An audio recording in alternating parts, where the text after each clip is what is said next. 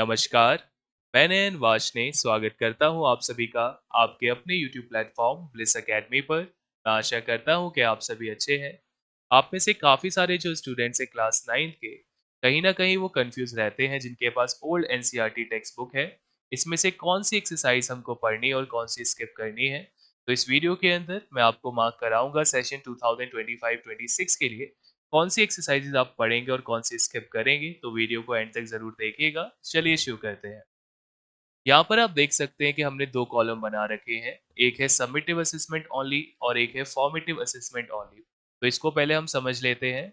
इस साल का जो सिलेबस है क्लास 9 का, उसमें काफी सारे जो टॉपिक्स हैं उसको सीबीएसई ने री इंट्रोड्यूस कर दिया है केवल फॉर्मेटिव असेसमेंट पार्ट के लिए। तो जिन बच्चों के पास नई एनसीईआरटी टेक्स्ट बुक है, अब उनको ओल्ड एनसीईआरटी टेक्स्ट बुक की भी मदद लेनी पड़ेगी अगर ये टॉपिक्स आपके स्कूल के अंदर पढ़ाए जा रहे हैं।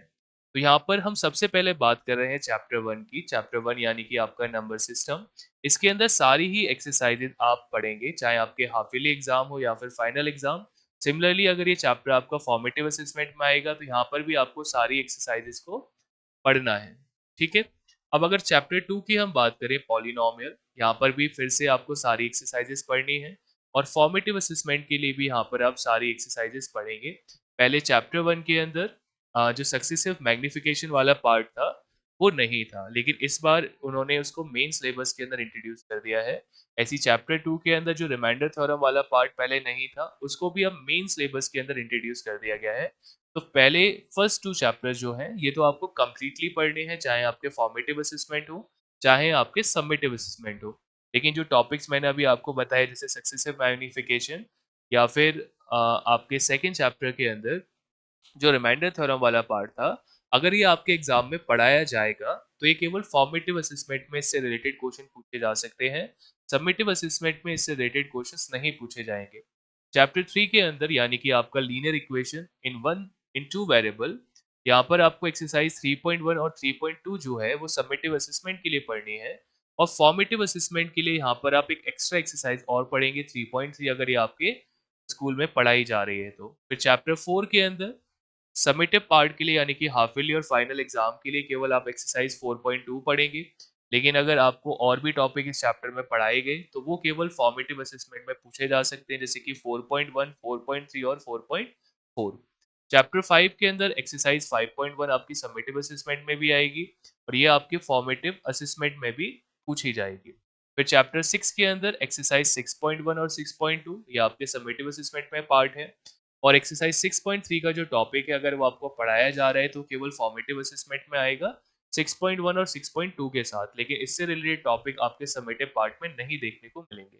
चैप्टर 7 के अंदर आप 7.1 7.2 पढ़ेंगे और 7.3 7.4 और 7.5 के अगर टॉपिक पढ़ाए गए हैं तो वो फॉर्मेटिव असेसमेंट में आएंगे इन दोनों एक्सरसाइजेस के साथ, लेकिन हाफ ईयरली और फाइनल एग्जाम में नहीं पूछे जाएंगे। ये जो मैं आपको मार्किंग करा रहा हूँ ये पुरानी एनसीईआरटी टेक्स्ट बुक के अकॉर्डिंग है।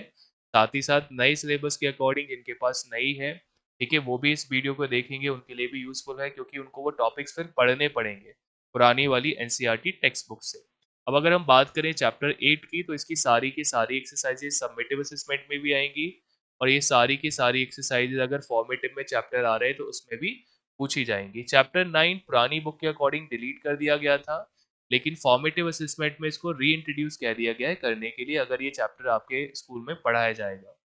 इसी तरीके से चैप्टर 10 की सारी एक्सरसाइजेज यहाँ पर आपको पढ़नी है, चाहे सबमिटिव असेसमेंट हो चाहे ये आपका फॉर्मेटिव असेसमेंट हो। चैप्टर 11 पुरानी बुक के अकॉर्डिंग डिलीट कर दिया गया है, लेकिन फिर से कहा गया है कि इसको आपको री इंट्रोड्यूस करना है।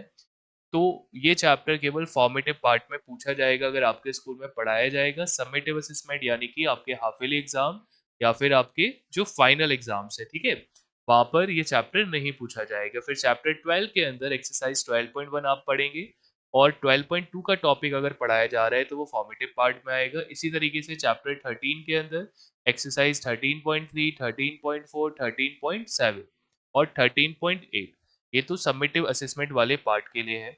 लेकिन अगर आपको यहाँ पर क्यूब, क्यूबॉइड और सिलेंडर वाला पार्ट पढ़ाया गया है तो इससे रिलेटेड क्वेश्चंस जो है ये केवल आपके फॉर्मेटिव पार्ट में पूछे जा सकते हैं इन चारों ही एक्सरसाइजेस के साथ।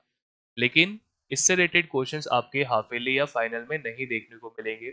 इसी तरीके से चैप्टर 14 जो आपका स्टैटिस्टिक्स है, समेटिव पार्ट के लिए केवल एक ही एक्सरसाइज आप पढ़ेंगे 14.3, और अगर आपको 14.1, 14.2, 14.4 के अंदर जो एक्सरसाइजेज हैं जैसे कि आपके मीन, मीडियन, मोड और फ्रीक्वेंसी डिस्ट्रीब्यूशन वाला पार्ट, अगर ये आपके स्कूल में पढ़ाया जाएगा तो फॉर्मेटिव पार्ट में आएगा, लेकिन समेटिव पार्ट में नहीं आएगा। चैप्टर 15 आपका प्रोबेबिलिटी है पुरानी बुक के अंदर, ये डिलीट कर दिया गया है नई बुक में से। लेकिन अगर ये चैप्टर आपके स्कूल में पढ़ाया जाता है तो इसकी सारी की सारी एक्सरसाइजेज आपके फॉर्मेटिव पार्ट में पूछी जा सकती हैं। एक बार फिर समझ लीजिए, जो समेटिव वाला पार्ट है, ये तो आपके स्कूल को फॉलो करना ही है। लेकिन यहाँ पर जो टॉपिक्स डिलीट हुए हैं उनको री-इंट्रोड्यूस करने को कहा गया है 2025-26 के अंदर। तो जो टॉपिक फॉर्मेटिव पार्ट में लिख रहे हैं ये भी आपको पढ़ाए जाएँगे अपने स्कूल के अकॉर्डिंग। तो आपको देखना होगा कि आपके स्कूल में ये चीज़ें पढ़ाई जा रही हैं या फिर नहीं, सिलेबस के अकॉर्डिंग।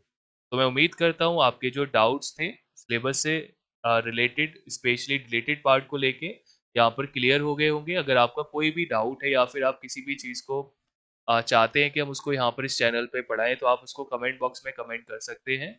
उसको पूरा करने की हम पूरी कोशिश करेंगे। साथ ही साथ आपकी स्टडी आसान हो सके, तो यहाँ पर मैंने आपके लिए एक रिसोर्स ग्रुप क्रिएट करा है, जो कि बिल्कुल फ्री ऑफ कॉस्ट है। इस क्यूआर कोड को स्कैन करके आप उस ग्रुप के साथ जॉइन कर सकते हैं। तो चलिए फिर मिलेंगे एक नई वीडियो के अंदर, तब तक के लिए गुड बाय।